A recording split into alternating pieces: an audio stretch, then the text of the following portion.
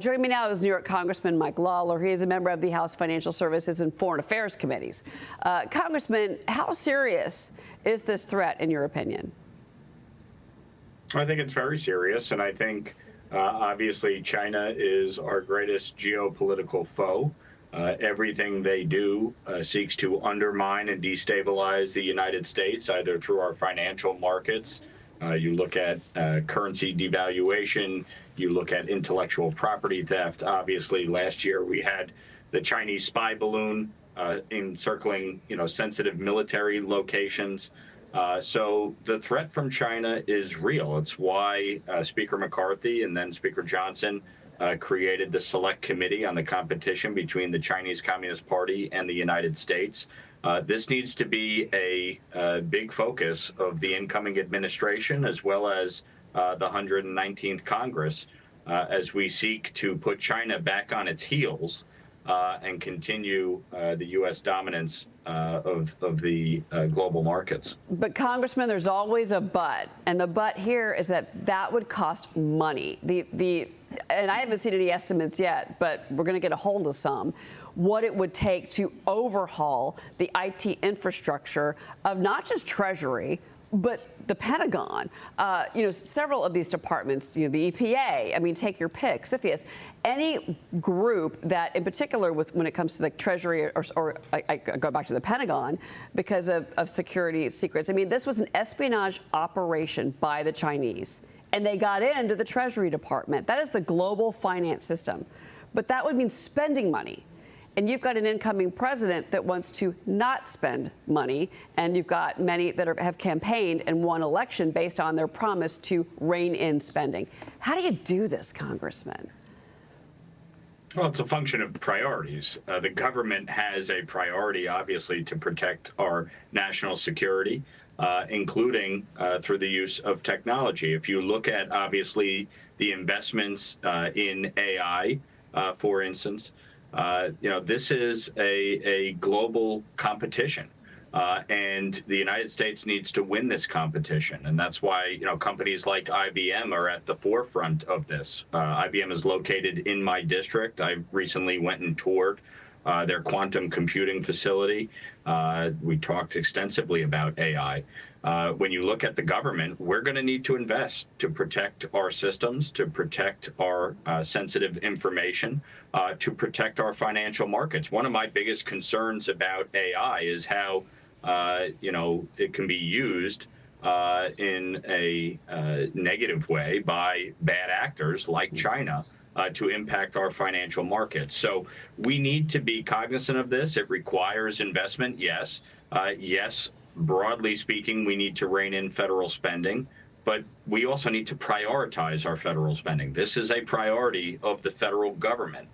Nobody else can do this. This is the responsibility of the federal government. Right. So we're going to need to make sure that we obviously protect our financial markets and upgrade our technological infrastructure at Treasury, at DOD, as part of these investments as we move forward. Yeah, well, I think it's certainly about time, in particular with this latest story. So obviously Friday is the vote for House Speaker Johnson. You have said that the GOP is playing with fire if they remove Speaker Johnson. Yeah, look, it's on par with the removal of Kevin McCarthy in 2023. It's idiotic. It does not serve an actual purpose except for that of one or a handful of people, because of personal petty grievances. At the end of the day, the American people elected us to serve as a House Republican majority along with a Senate Republican majority and work with President Trump to address the challenges facing the American people, from the economy to the border to energy policy to the international crises that Joe Biden and Kamala Harris have left behind. We can't do that if we can't work as a team. And the reality is this: you don't have to love the speaker. You don't have to go to dinner with the speaker. You do have to work with him. And the fact is, we have a very small margin in the House, and there is no room for error here. There's no room for egos to take hold. We have a job to do on behalf of the American people. That is what is paramount. It requires all of us working together. And I'll reiterate what I said the other day. if any of these people think they're somehow going to have a stronger hand by removing Mike Johnson, they're not. Folks like me who delivered this majority by winning seats that Kamala Harris won are not going to bend to their will. So good luck if that's what you think is going to work. It's not.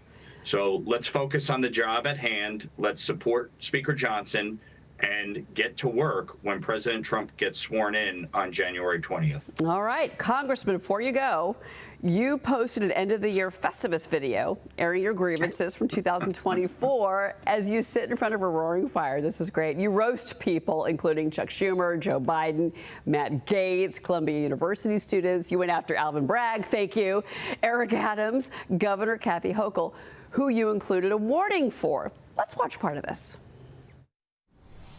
No doubt she's going to face a real challenge in 2026. I wonder who could beat her. I might know a guy. You might know a guy, Congressman. Are you planning a run for governor against Hochul in 2026?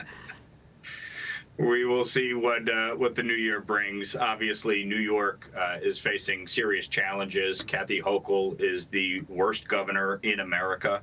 She is feckless, inept, incompetent, and really, there's a reason New York leads the nation in out-migration. People cannot afford to live there. They don't feel safe there. You saw a woman burned alive on the subway the same day Kathy Hochul puts out a tweet saying how safe the subway is. I mean, the gross incompetence of the governor of New York is remarkable. New Yorkers need change. We need balance and common sense restored to Albany.